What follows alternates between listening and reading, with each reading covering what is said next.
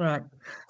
Just want to start by saying hello to everybody and thank you for joining the LMC webinar today around the employment law update. We are very kindly joined today by Jane and Elizabeth from DR Solicitors. I will shortly be handing over the reins to them, and the chat is open. It will be recorded and circulated afterwards. So if you have any questions, put them in the chat, and hopefully at the end there might be an opportunity to ask kind of questions as well. So Jane and Elizabeth, thank you for joining us today. And if I could just hand over to you both, that would be really great. Thank you, Charlotte. So just a quick introduction to DR Solicitors for those who don't know us. We are a one-stop shop, you would say, for all things related to primary care in terms of legal work. For over 20 years, we have been focused on our objective to be acknowledged as the legal advisors to the medical profession. And we are certainly one of the largest and most experienced team of solicitors in the country who are focused primarily on primary care. Our core expertise is a deep understanding of all things NHS and healthcare related in terms of regulations, and we apply these to all other aspects of our legal work. So you can see on this slide that we advise on everything from partnership deeds through to surgery developments, GMS disputes, PCN incorporations, employment, as we are discussing today, and also general partnership disputes and litigation. So over the years, just to give you an idea of what we've done, we've worked with over 3,000 GP practices, 250 primary care networks, and numerous GP federations and local medical committees, as well as providing support to other organisations with issues related to UK-wide regulations. And we're regularly invited to speak on matters related to primary care, such as today. And we also have a primary care legal blog, which has over 7,000 readers. So if you want to be involved in that, please do send us a line on info@drsolicitors.com.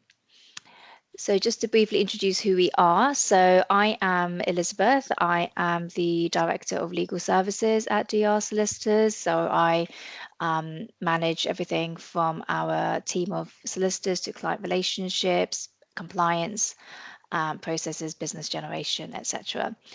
By profession, I'm a commercial property solicitor, and I've been practicing for 14 years now, so quite a long time. And in the past few years, I've been specialising in primary care.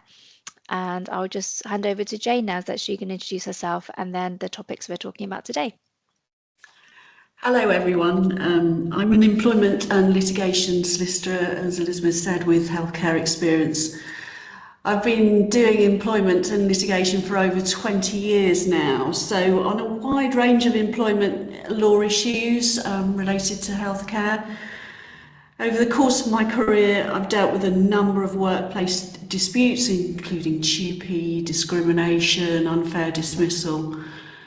But today we're going to go through the main changes in relation to what's happening over in terms of the Employment Right Act 2025. I'm conscious that in general practice time is scarce, so this employment law webinar has to earn its keep.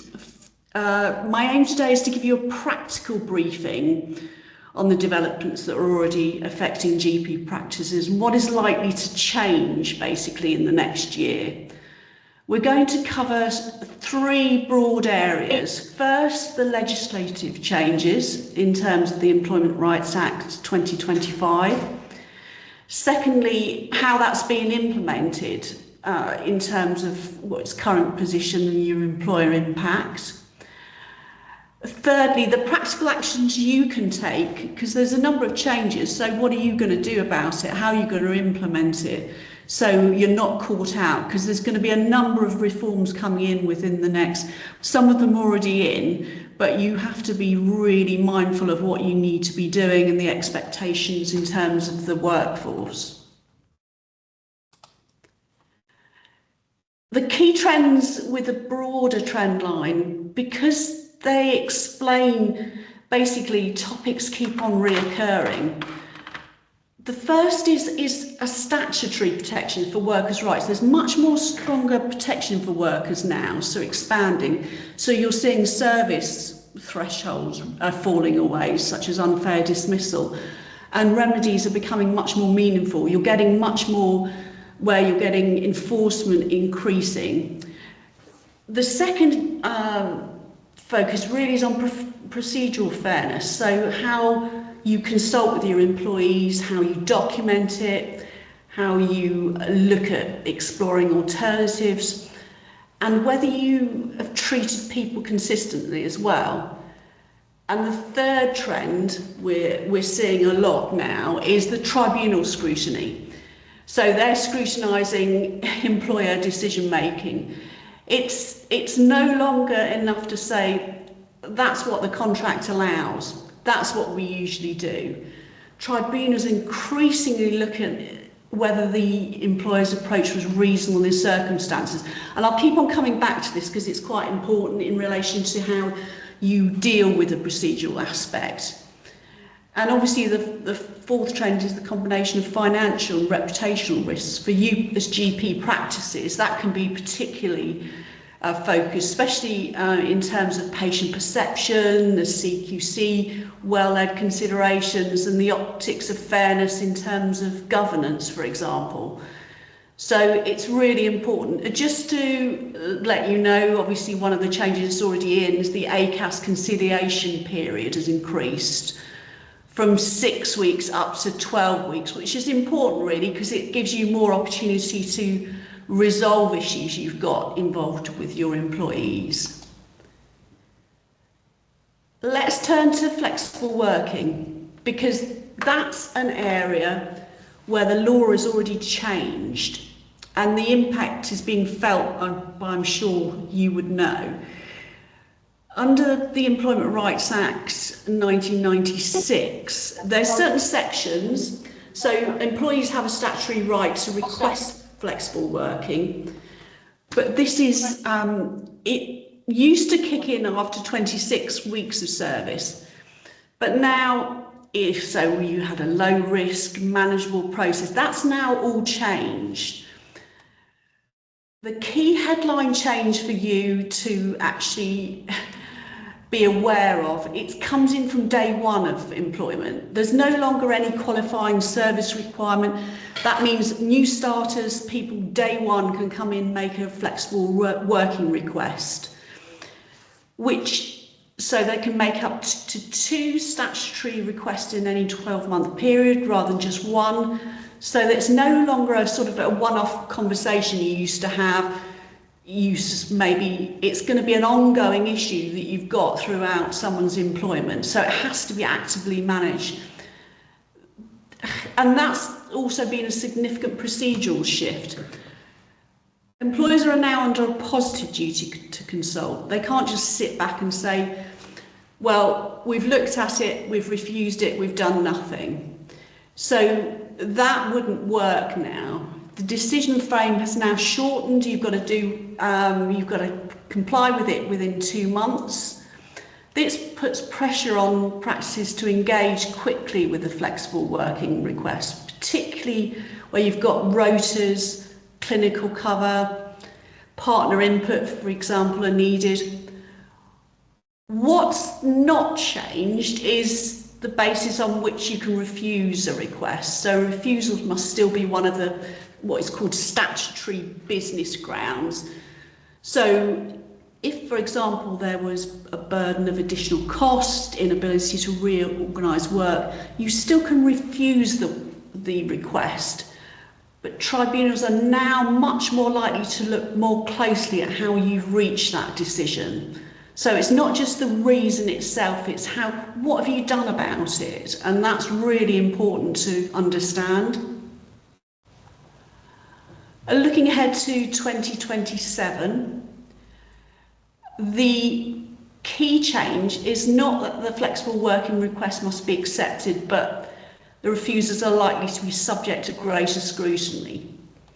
So employees will still be able to make them flexible working requests. Employers will still be entitled to refuse them. So that's not changed. How the direction of travel for 2027 is its procedural requirements. So the business grounds, as I said, are not changing. What changes isn't the burden on the employer. Practices will need to be more than simply cite a ground. They'll need to explain why they've refused and the evidence behind it. So if tribunals in 18 months' time are looking at something, why have you refused it? You can't simply cite the letter. You've got to, in practical terms, look at what your decision making is. What alternatives did you look at? How did you discuss it with the employee? So essentially the requests are not changing. You've just got to have a much more clearer audit trail showing how the decision was reached.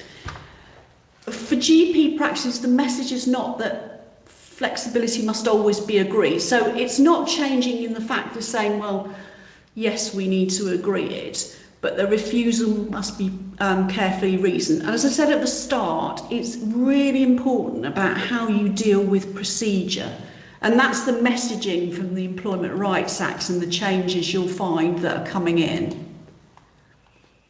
This is not in terms of the Employment Rights Act, but I just put it in because I think it's a really important issue that needs to be covered if you don't already know. It's holiday pay and working time.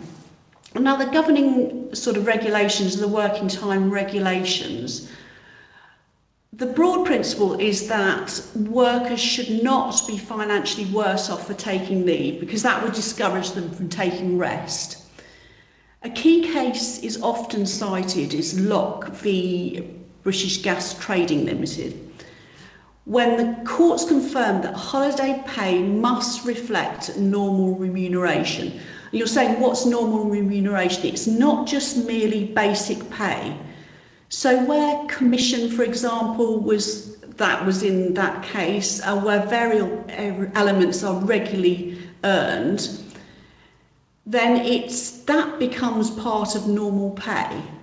So in primary care, for example, you've got additional sessions, you've got regular overtime, routine enhancement. Say, for example, if a salaried GP routinely works additional paid sessions, potentially that becomes part of the new normal remuneration for holiday purposes.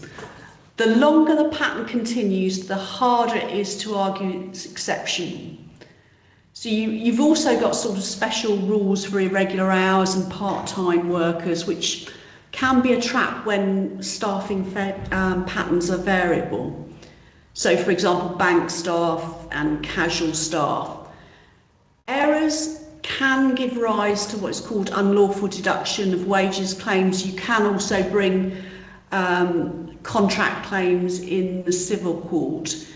So they don't often arise essentially as one-off claims.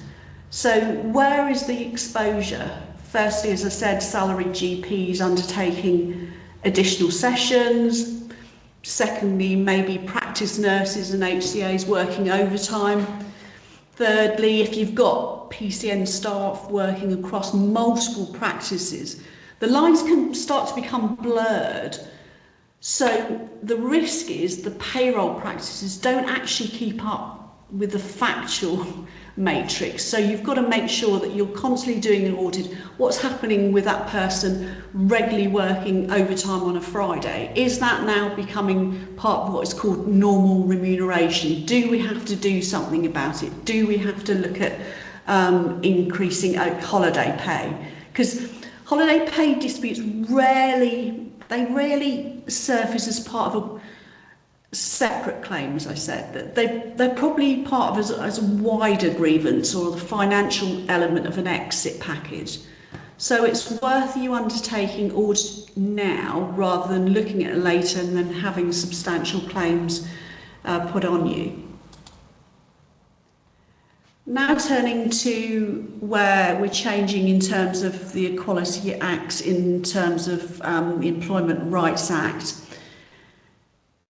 Turning now to harassment, the legal definition, it's a long-winded definition, but it's important just to recognise what it is. It's called, the essence is unwanted conduct related to a protected characteristic, which could be sex, disability, that has the purpose or effect, and the word effect is quite important, of violating someone's dignity or creating an intimidating, hostile and degrading environment.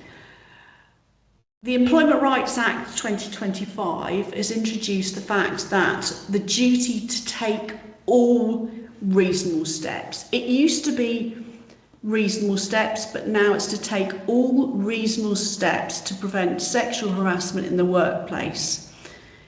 So there's currently no express statutory provisions dealing with harassments by third parties, but this will also change under the Employment Rights Act 2025. So 2 points matter in practice. First, the focus is often on effect rather than intent. As I said, that's why it's important to look at the actual definition. People can often mean well, they say things and they don't think they're actually it's harassing people, but legally speaking, potentially they could. So secondly, employers are vicariously liable for acts of their staff unless they can show they took all reasonable steps to prevent the harassment. That's where we come back to the Employment Rights Act change of saying all reasonable steps. In GP practices, obviously you've got an additional complexity. There's patient to staff conduct. In some circumstances, liability can extend to third-party harassment issues, particularly if you know there's a risk, there's a difficult patient, you leave that person alone and we come back and you fail to take those reasonable steps to protect staff. You're not expected to control every single patient that comes in with the staff, but you are expected to take proportional preventative steps to support them. Where you see some, particularly where patterns are starting to emerge in the workplace. Changes due to come into effect in October 2026 mean that the new mandatory duty will be amended to require employees to take these all reasonable steps to prevent sexual harassment in the workplace. There will also, as I said, be an obligation to take all reasonable steps to prevent sexual harassment by third parties. All of this is going to place a much more onerous obligation on employers. So the direction of travel here is clear. The expectation is proactive prevention. So it's not just reacting. Suddenly you get a complaint, what are you going to do about it? The tribunals is going to want to look, what did you do prior to that step? What training did you do? Did you do training, regular training, 6-monthly training? Is there clear policies in place? And crucially, what's happened in the past? Did you take any enforcement action to stop it happening? A policy that sits in a folder in a computer, you've got it drafted, you've done nothing about it, does not help you. The evidence that tribunals are going to expect is that you train people, that managers understand what to do, and that concerns are handled promptly and not just left and delayed. If you've got a complaint by a staff member in terms of a patient, you haven't done anything about it, you haven't warned other people, you are going to come into difficulties. Delay obviously allows narratives to harden, so makes evidence less reliable and increases the likelihood of escalation or external reporting, for example.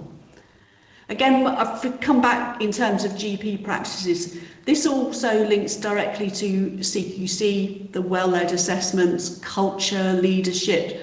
So harassment prevention is not just about tribunal risk, it's about organisational risk in terms of your CQC requirements.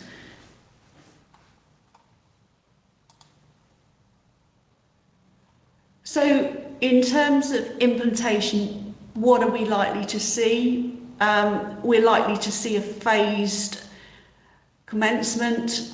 It's already commenced the Act in December 2025. Some key changes have already come into force as of April 2026. It was, in terms of the Act, it was bounced around between the Commons and the Lords, and there was a particular issue in terms of unfair dismissal, but that was resolved. But the more substantial changes, reforms, are likely to come in January 2027. This is not a fixed position in terms of what is happening, even though the Act is in, and I'll go through some of the changes. There are no fewer than 26 consultations, and if you go to the government website, they're published on there, and it's accessible to everyone to see what is changing, what you can get involved in. So I would strongly encourage you, if you have a particular area you want to make a change, is to get involved in that consultation, because these are a real opportunity to influence how this secondary legislation is coming in. So while we're already within the early stages of implementation, and I assume a lot of you have already put in a number of payroll changes and increases in minimum wage, for example, the full aspect will continue to evolve, I think, over the coming months and will be important.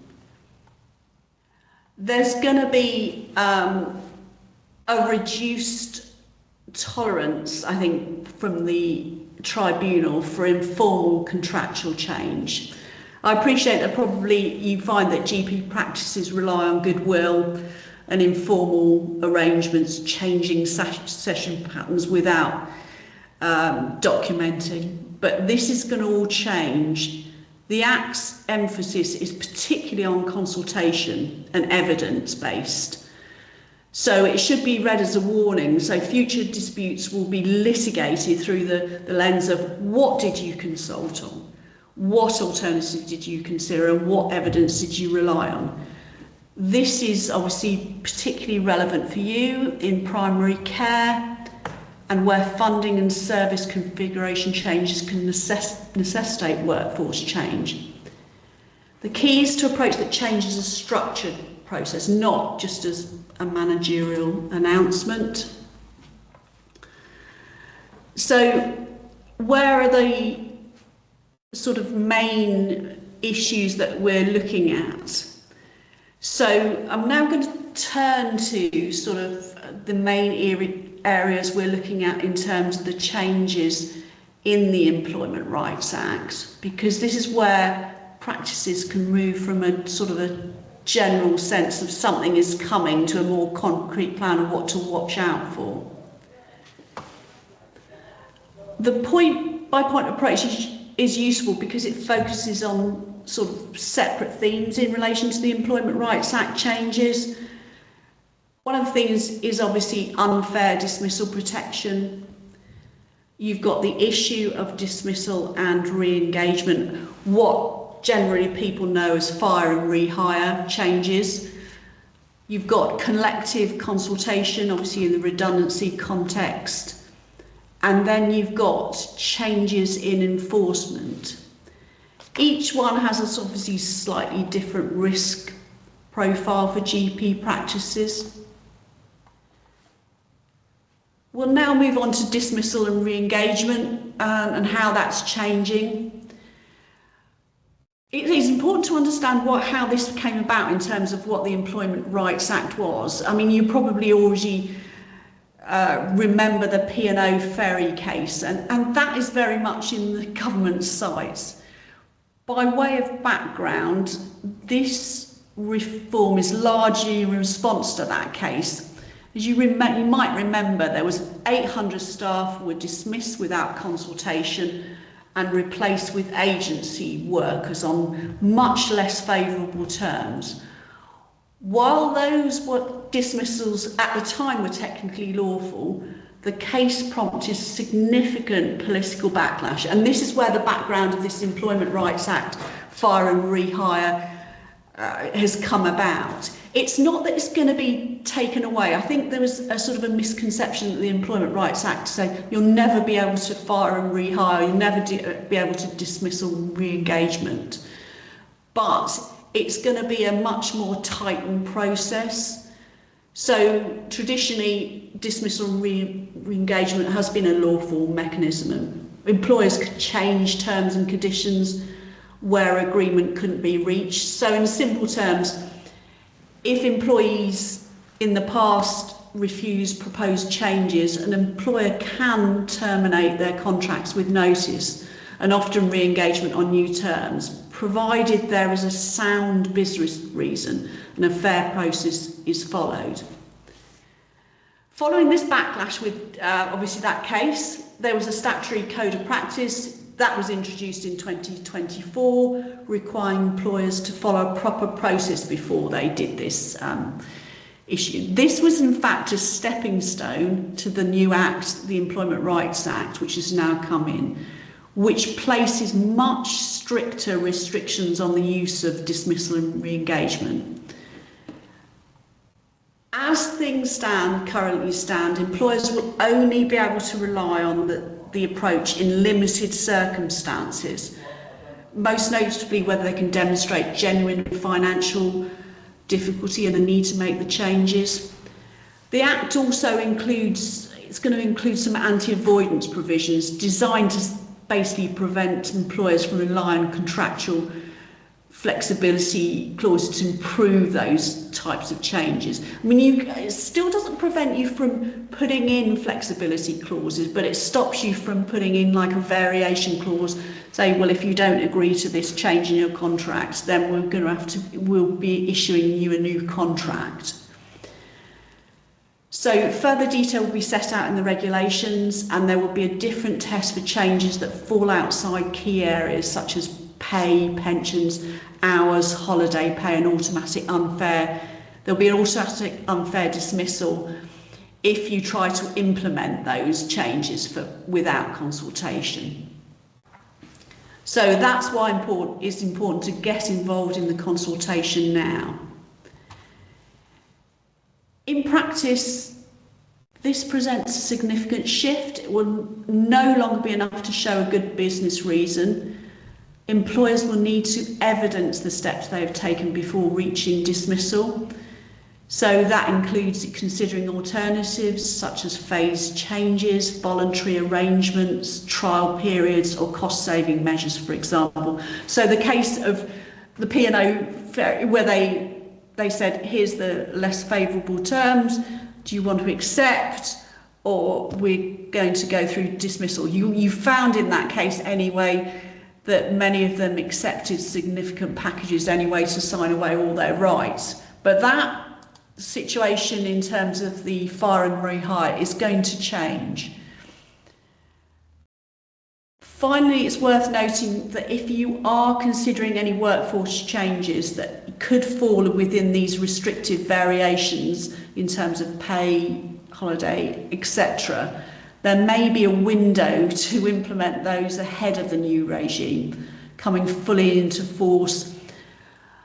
It was likely to be introduced in October 2026, but it's now been delayed to January 2027. So a lot of my slides, every time I'm writing them, they're out of date.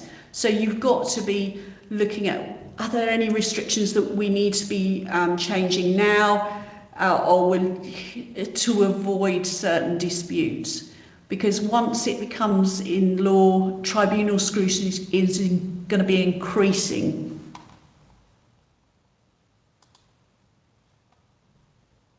Unfair dismissal protection. You may have heard good news first and then maybe the bad news. We now have more clarity on unfair dismissal rights. At the moment, as you know, employees generally need 2 years' service before they can bring an unfair dismissal claim. Under the new proposals, that qualifying period will be reduced to 6 months with effect from 1st of January 2027. Importantly, there's a retrospective element to this, so it will apply to employees who commence employment from the 1st of July 2026. So for you as employers, this is something you need to be thinking about now when recruiting. It represents as something of a significant climb down by the government, because their original plan was to introduce day one unfair dismissal rights. But that proved much too controversial. As you said, it was bounced between the Commons, the law, and the bill couldn't get through. So the 6-month qualifying period has been introduced instead, but employers are going to have to start thinking about that. The original idea of there was a formal, what it was called a light touch statutory probation regime, and a lot of lawyers and everyone else thought it was completely overly complex, and that's now been dropped completely. The new approach is simpler, but unfortunately it's likely to lead to more tribunal claims, not fewer. So protection will arise much earlier in employment, and probationary dismissals will carry significantly more legal risk. The days of, I'm sure you recognise the days of informal, it's not working out decisions without a clear paper trail are coming to an end. You can't rely on the fact that in terms of you've got a probationary, I'm sorry it's not working out, we're going to be paying you notice and not get risk of a tribunal claim. Even where a dismissal may ultimately be fair, employers will need to have much better early documentation. So from day one, performance concerns are going to have to be recorded early, support and training evidence, expectations clearly set. So you're going to have a mechanism in place before you recruit someone. So recruitment is going to become key. So you've got to also give them a fair opportunity to improve. So you can't have so unrealistic expectations, no training, and then you're going to be coming into this issue in relation to unfair dismissal. For GP practices, I suppose this is particularly relevant to hard to recruit roles where the mindset has often been, well, we'll see how it goes, see if they work out. The law is firmly moving away from that position. You may therefore want to review your probationary periods. That's quite key. A 6-month probationary period may start to feel quite tight if unfair dismissal rights kick in at the same point. So if you've got contracts with 6-month probationary periods, you probably need to start looking at them and how you're going to be dealing or updating them. You might want to also look at recommending like a standalone probationary period policy. I hate to sort of say we have endless policies, but it might be given that they're reducing it to, so you've got a clear framework on how that probationary is working. There's also, I said about the bad news, so we've got the 6 months, we've got the day one to the 6 months, but now there's a sting in the tail, unfortunately, with the Employment Rights Act. Last year, there was no suggestion that the compensation cap for unfair dismissal would be lifted. That has now changed. The government is proposing to remove the cap from January 2027, which is a real significant shift because it's bringing unfair dismissal claims more in line with discrimination and whistleblowing claims. So while day one rights are off the table, which is genuinely good news, the financial exposure where things go wrong could be significantly higher. In short, the government has given with one hand and taken with another. Going on to collective consultation. This is a significant change. You'll be familiar with the current route. So collective consultation is triggered where this is redundancy, obviously, consultation. An employer proposes to dismiss 20 or more employees as redundant at one establishment within 90-day period. The original proposal in the bill, the Employment Rights Act bill, was to remove the words "at one establishment" altogether, which could have dramatically widened collective consultation obligations. The government has thankfully stepped back from that position, so the existing trigger remains 20 or more redundancies at one establishment within 90 days. However, a new duty is being introduced. Collective consultation may also be triggered where redundancies across multiple establishments within the same organisation reach a new threshold, which has yet to be set.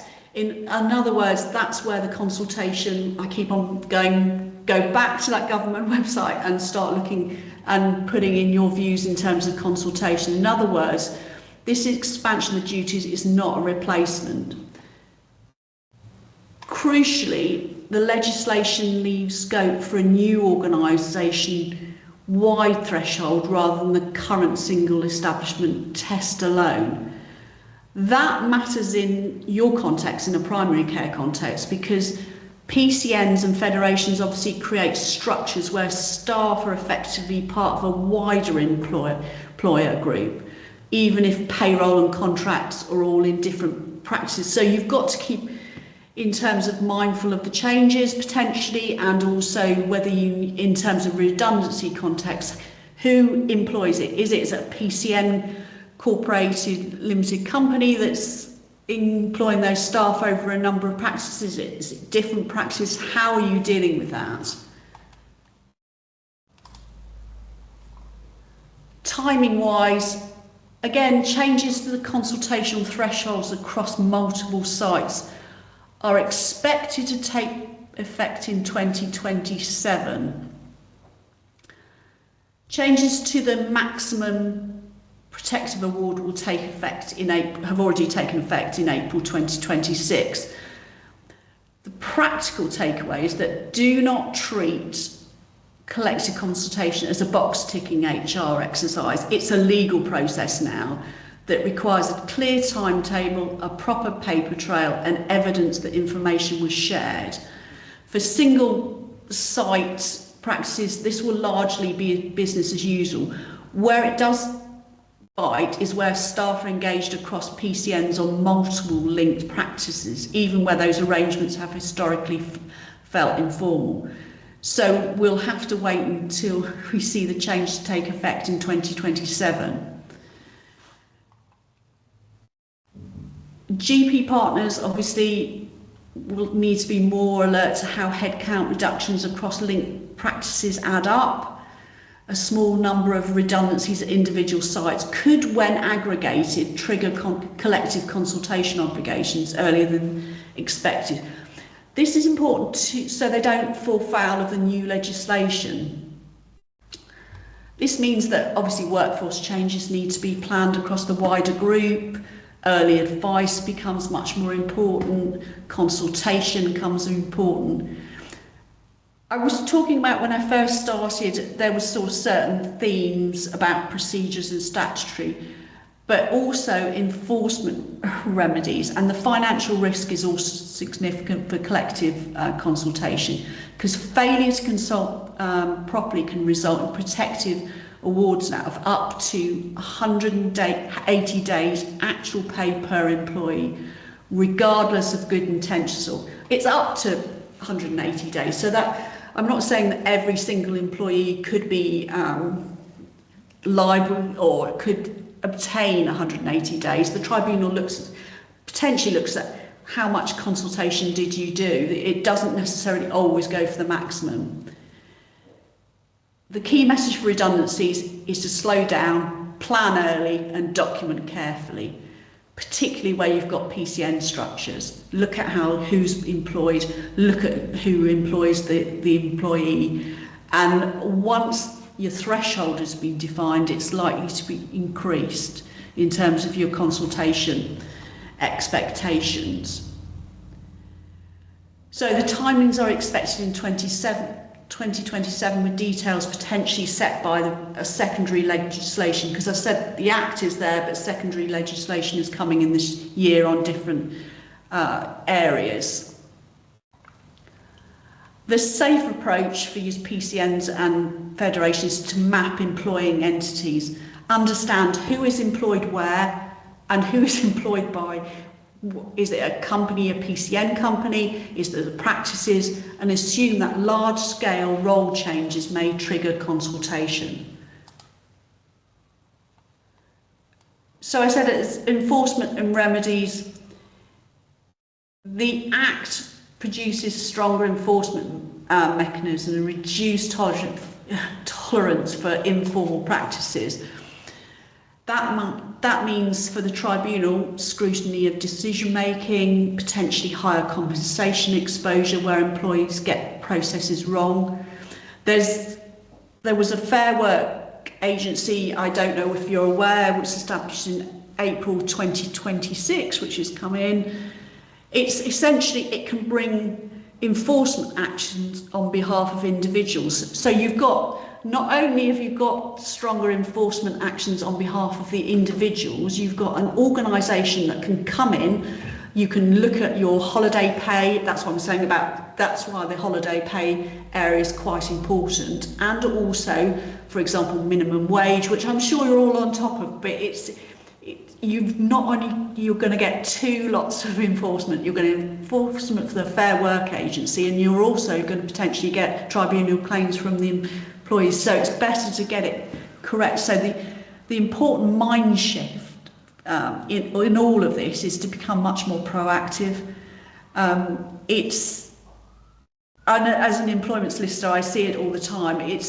You live in where you'll get a complaint, you have to deal with it, but now you're going to have to deal with the issue of the procedure, make sure you've got everything in terms of audits, inquiries, great expectation, compliance. So just going on to the summary of the key changes we're talking about that are already in, which I'm sure all your payroll people have dealt with anyway. There's the statutory sick pay is obviously now payable from day one of sickness. The waiting days have been abolished. You've got the lower earnings limit has been reduced and removed, which significantly expands SSP eligibility. So SSP is now payable at the lower end of the statutory rate and at 80% of normal weekly earnings.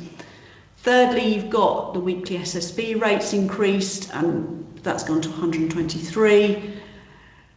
These are not sort of abstract changes, they're obviously direct payroll change, which I'm sure you've all been complying with. You've also got day one rights for paternity leave and certain parental leave.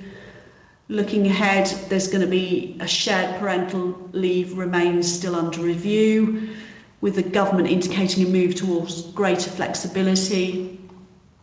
You've got protective awards, as I said, for collective redundancy. They've increased to 180 days pay. The overall point here is that both routine employment costs, such as increases in the SSP, minimum wage, etc., they've increased, but the costs of getting it wrong are increasing as well. As I said, in terms of April 2026, you've got the changes where, in terms of sexual harassment, that becomes whistleblowing, a protected whistleblowing claim. So if someone makes a sexual harassment, that will now qualify as a protected disclosure, whistleblowing disclosure. So you've got two issues. You've got the issue you have to deal with harassment, you've got to also deal with it in terms of your whistleblowing. So you're going to have to look at your policy just to make sure that that is covered with both tests as well, because it's got implications on how complaints are categorised, because you could have them categorised as discrimination and categorised as a whistleblowing. So you've got also trade union reforms, you've got including easier recognition routes, electronic ballots and stronger access rights. even in environments where union presence is currently low, these changes are still sort of relevant. As I said, you've got the Fair Work Agency, which will bring enforcement of key rights such as SSP and holiday pay. So taken together, these changes are not just about individual rights, they represent a broader shift in both cost and enforcement which employers need to be alive to now. So major changes we've got in October 2026 and 2027.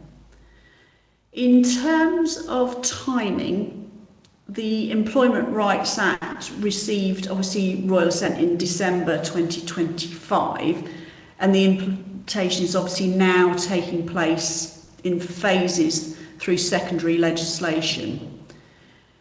The key sort of issues, you've got changes that have come into force in April 2026 with further phased changes expected in October 2026 and obviously January 2027. The practical point is that we cannot give any fixed commencement dates for every measure because it's subject to obviously consultation. However, we can clearly see the direction of travel and where scrutiny is going to intensify early. Fire and rehire is definitely a priority area. The intention is it was going to be heavily restricted and ultimately permitted only in exceptional circumstances. We expect those sort of statutory restrictions to come into force around January 2027. Potentially, as I said, with a code or further guidance beforehand. It was originally determined in terms of October 2076, but I think it's going to come in January 2027 now. So if you're contemplating contractual change, consultation needs to be built in as a non-negotiable part of the process now, not later. Looking ahead to, you may want to think about also looking at just widening your clauses in your contracts as well in terms of flexibility in relation to how you're dealing with particular scenarios. And we're expecting in terms of duties, enhanced duties on employers to prevent third-party harassment, which in October 2026, which will require a much more proactive approach to risk management, particularly in patient-facing environments such as obviously GP practices. There's also likelihood of extended tribunal time limits, particularly moving from 3 months to 6 months. Usually you could rely on that after 3 months, an employee hasn't brought an unfair dismissal claim, then that they're out of time. Well, you've got exposure and the window for exposure of a claim is extended. We're also expecting changes, as I said, to flexible working rights. Bereavement leave is going to be looking in January 2027 as statutory right. It's in April now in terms of a loss of a child, but it potentially could be changing in January 2027. There's going to be increased pregnancy and maternity protections. You know about the increased pregnancy and maternity protections in terms of redundancy. Well, that's going to be widened out. And again, there's going to be consultation on that. So just keep an eye on that, how you're dealing with that. And so it's dismissal outside of redundancy situations. Obviously, the UK law doesn't give a general right to bereavement leave, but it's obviously except in specific cases, said losing a child, but it is expected in 2027, so that there's going to be potentially further costs to businesses. Alongside this, there'll be regulation of umbrella companies, consultancy companies, stronger protection for 0 hours and casual workers. I'll be going into that in more detail in my webinar next week about 0 hours, but there's going to be a move towards guaranteed hours and more predictable working patterns.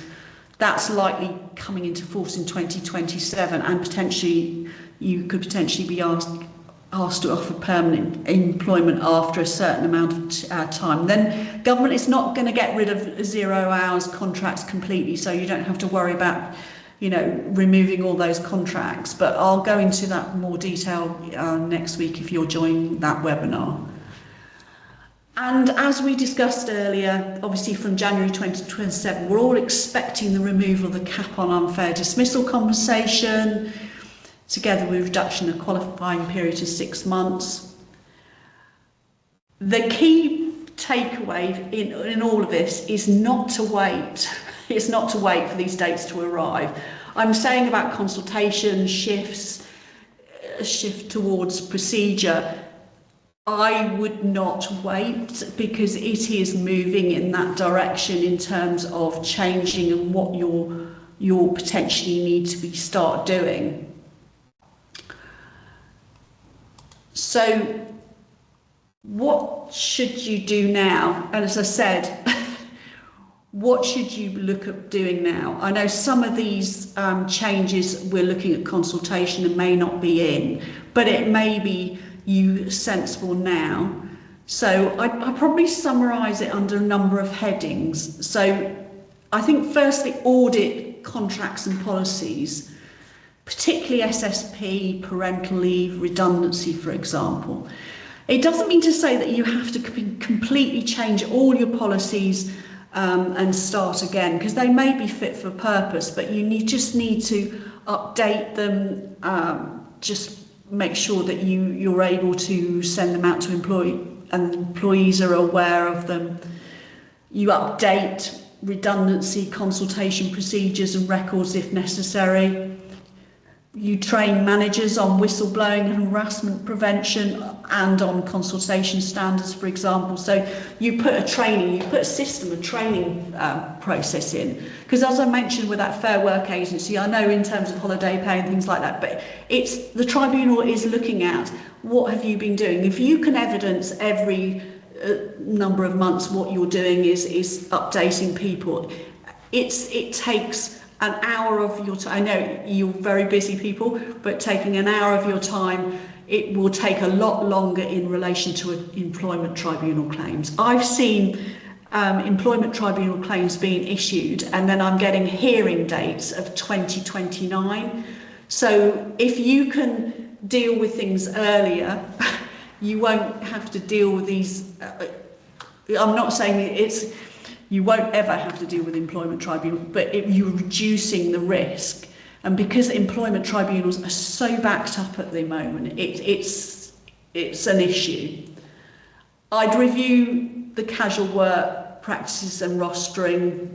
Obviously 0 hours compliance is tightening. I will go into that, but you're going to have to look at the contracts. The actual guidelines are not in at the moment, but the direction of travel again is clear, that sometimes you're going to have to be offering guaranteed work, and it's not just simply to say, because there's got to be a shift towards employee rights as well. Prepare for the Fair Work Agency scrutiny. Centralised enforcement means higher visibility of payroll and holiday pay errors. So that's why I was going back to what I said about holiday pay errors.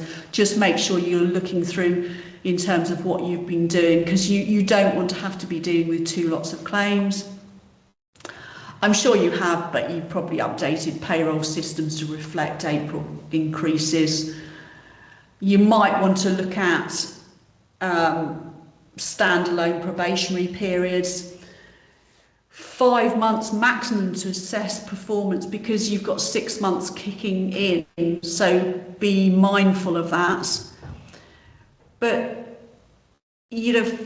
take advice early when you contemplate change. Don't just do informal change. Don't just say, because the tribunal is not looking for that. Then they are looking for documentation and procedures that you can evidence. So let me leave you with a few questions that are helpful for governance. What changes have you done? What are you looking at in terms of the tribunal lens? Would your current processes withstand scrutiny? Not in the sense of did we email, but in the sense, do we have records? Did we consult? Did we treat people consistently? Can we explain our reasoning?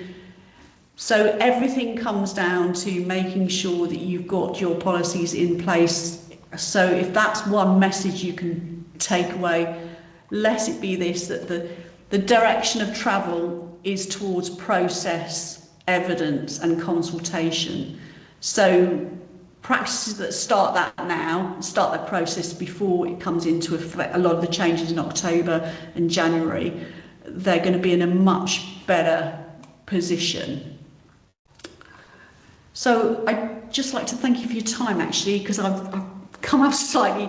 So I don't know whether I'm coming up to an hour, so I'm conscious if you do want to have any questions. I mean, I'm willing to take any questions, Charlotte, if if there's any questions that people have. Yeah, thank you, Jane. That was really comprehensive and kind of a lot of information in there, which obviously I'm sure people will kind of take in and digest in their own time. There is one question that's been put in the chat, and I think it's quite a useful question, which you could provide some clarity on it. You talked about the probationary period. Yeah. And what period do you recommend now for the probationary period? I mean, I would say I would be looking at about 3 months, 3 to 4 months. I mean, you've got your limit. I think you're coming up to the limit of 5 months, because I would be saying 3 months if you can, because you've got to consider that you've got to put in those performance standards. You've got to give them time to improve. So you don't want to be doing a month for a start. So people might be doing like a knee-jerk thinking. Some people, I suppose, I mean, I've done sort of probationary periods in contracts where it's been 3 months. You certainly don't want to be shortening it down to a month, because the tribunal's going to look at it thinking, what have you done? Because you've got to give them an opportunity to improve and got to, go through those processes. You don't want to be in your position and you've got to go through the process, have a standalone policy. So I would say 3 to 5 months, maximum 5 months, because if you do not have a 6-month probationary period. Okay, thanks, Jane. That's useful. And another question that's just come in from Claudia: how are fixed-term contracts affected? In terms of what? You'll still be. What in terms of what context? I just want to. Claudia, are you able to just come in and expand on kind of around your question? Oh, in terms of guaranteed hours. In terms of of the microphone. Sorry. In terms of guaranteed hours in relation to what?